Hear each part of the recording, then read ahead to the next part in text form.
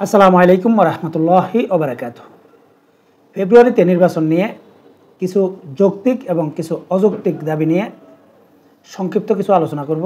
আশা করছি সম্পূর্ণ ভিডিওটা সবাই দেখবেন।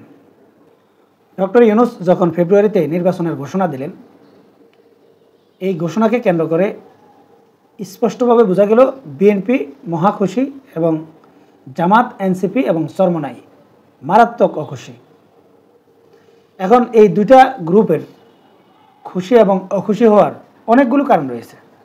আবার জামাত, এনসিপি, চরমোনাইয়ের যে দাবিগুলো, এই দাবিগুলোর সাথে বাংলাদেশের ম্যাক্সিমাম লোকের সমর্থন রয়েছে, কিন্তু তাদের সবগুলো দাবি যে যৌক্তিক, আমি আবার সেটা মনে করি না। যেমন জামাত, চরমোনাই, এনসিপির সবচাইতে যে বড় দাবি সেটা হচ্ছে পিআর পদ্ধতিতে নির্বাচন। এখন এই পিআর পদ্ধতিতে যে নির্বাচনটা, এটা তারা চায় সব ক্ষেত্রে একেবারে স্থানীয় নির্বাচন সহ। এখন বলেন, একেবারে স্থানীয় নির্বাচন সহ পিআর পদ্ধতি চাওয়া আদৌ যৌক্তিক কিনা?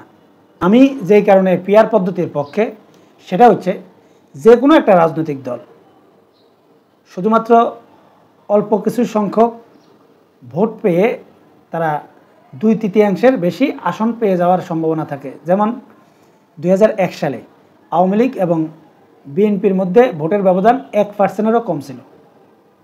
এখন 1%-এরও কম ভোট পেয়েও বিএনপি 2/3 অধিক আসন পেয়ে গিয়েছিল। আর এই কারণে এই 1% ভোটের ব্যবধানে তারা সংবিধান পরিবর্তন করার ক্ষমতা পেয়ে গিয়েছিল। তাই যে কোনো একটা দল অল্প কিছু ব্যবধানে ক্ষমতায় গিয়ে তারা সংবিধান পরিবর্তন করতে পারে তাদের নিজেদের মন মতো করে, নিজেদের সুবিধার্থে। আর এই কারণে আমি পিআর পদ্ধতির পক্ষে। কিন্তু আমি যেটা মনে করি, সব ক্ষেত্রে যদি পিআর পদ্ধতি করা হয়, এটা কখনো যৌক্তিক হবে না। শুধুমাত্র যাতে এই কোনো একটা দল নিজেদের স্বার্থে তারা সংবিধান পরিবর্তন করতে না পারে, সেই ব্যবস্থা করার জন্য পিআর পদ্ধতি প্রয়োজন। যেমন সংসদে যদি উচ্চকক্ষ এবং নিম্নকক্ষ যদি রাখা হয়, তাহলে উচ্চকক্ষের একটা নির্দিষ্ট যে আসনটা হবে, এই আসনের ভিত্তিতে যদি শুধুমাত্র সংবিধান পরিবর্তন করার ক্ষমতা তাদেরকে দেওয়া হয় এবং সেই কাজের জন্য যদি এই উচ্চকক্ষ তৈরি করা হয়, তাহলে যে কোনো দল স্বৈরাচারী হয়ে উঠতে পারবে না বা রাতারাতি তারা সংবিধান পরিবর্তন করতে পারবে না। এর বাইরে নিম্নকক্ষ স্বাভাবিক নিয়মে যদি নির্বাচন হয় বা অন্যান্য স্থানীয় নির্বাচনগুলো যদি স্বাভাবিকভাবে নির্বাচিত হয়, তাহলে এটা জনগণের রায় প্রতিফলিত হবে। আর যদি সব ক্ষেত্রে যদি আপনি এই পিআর পদ্ধতি চান, তাহলে এখানে সমস্যা কিন্তু আরও বেশি জটিল হবে।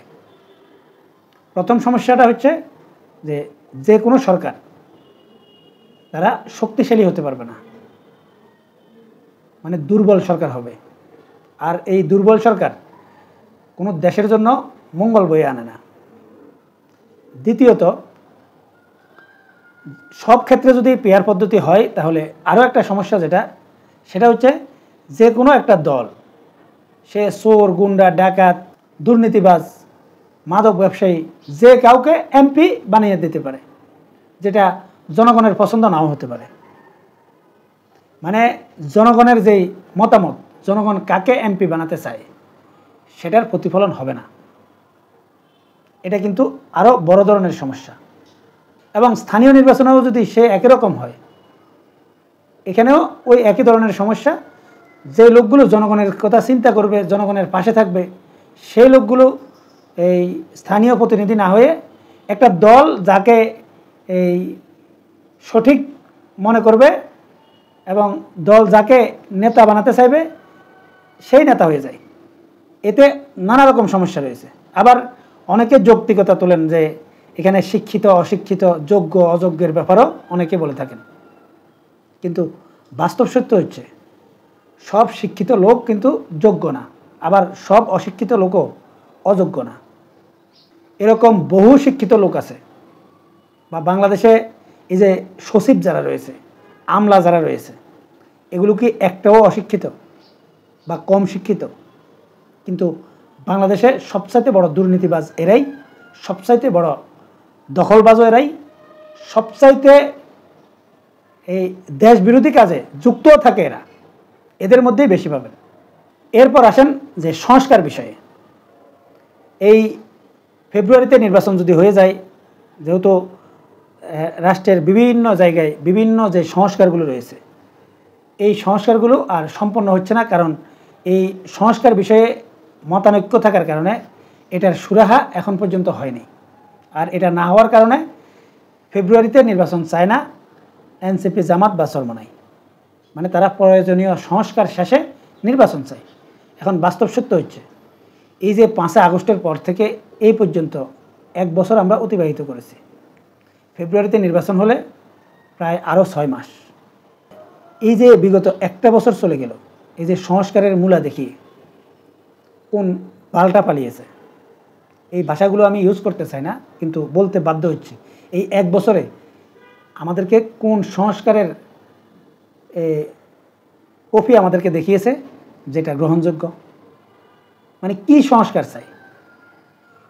এই সংস্কার যদি করতে হয় মাত্র 1 থেকে 1.5 মাসের প্রয়োজন, কিন্তু 1 বছরেও যারা এই সংস্কার করতে পারেনি, তারা আরও 10 বছরও যদি তাদেরকে দেওয়া হয়, তাহলে কিসের সংস্কার করবে তারা?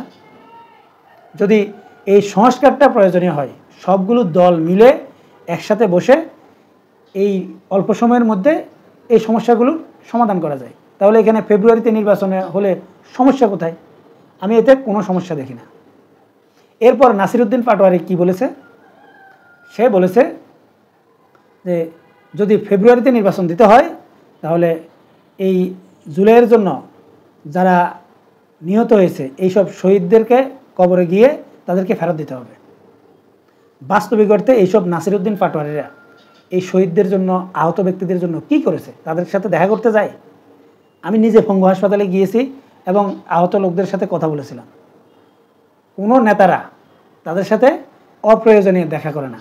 মানে তাদের নিজেদের স্বার্থে যখন তাদের কাউকে আনার প্রয়োজন হয়, তাদেরকে সেখান থেকে এনে কিছু ভাষণ দেওয়া হয় এবং সব কিছু এই ভাষণের মধ্যে রয়েছে। বাস্তবিক অর্থে এদের জন্য কারো কোনো মায়া নেই, সবাই নিজেদের ধান্দায় ব্যস্ত। এটা হচ্ছে প্রকৃত বাস্তবতা। এখন এই জুলাই আন্দোলন যারা করেছে, এটার সাথে নির্বাচনের সম্পর্ক বা ফেব্রুয়ারিতে নির্বাচনের সম্পর্কটা কি? মূল সম্পর্কটা হচ্ছে এই সরকার যত দীর্ঘমেয়াদী থাকতে পারে, তাহলে এই যে বর্তমান সময়ে যেসব দুর্নীতিবাজরা রয়েছে, যারা আঙ্গুল ফুলে কলা গাছ হয়েছে, এরা আরও বেশি অর্থশালী হওয়ার জন্য কিছুটা সময় পাবে। বাস্তবিক অর্থে তাদের মূল উদ্দেশ্যটা এটাই, যে নির্বাচিত সরকার যখন চলে আসবে এদের আর মূল্যায়ন থাকবে না।